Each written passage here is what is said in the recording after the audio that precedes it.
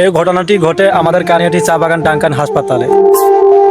এই হাসপাতাল নিয়েও আমি অনেকবার ভিডিও করেছি, আগেও বলেছি যে এটা হাসপাতাল না, এটা হলো মরণখানা।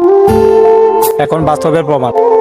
13 বছরের মেয়ে ঐশী রবি দাস সাধারণত মাথা ব্যথা আর জ্বর নিয়ে এসেছিল চিকিৎসার জন্য। চিকিৎসা অবহেলার কারণে মেয়েটি মারা যায়।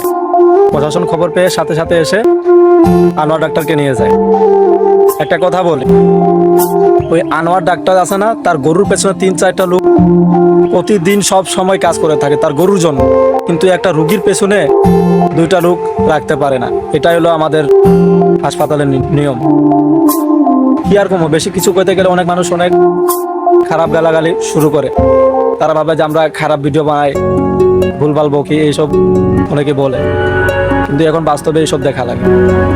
ওই হাসপাতালগুলোতে আগে অপারেশন হতো, বিভিন্ন ধরনের রোগ চিকিৎসা করা যেত, কিন্তু এখন ওই হাসপাতালে ওই সব চিকিৎসা নাই। আমি আগেও বলেছি, এখনও বলছি, এটা হাসপাতাল না, এটা মরণখানা। ধন্যবাদ।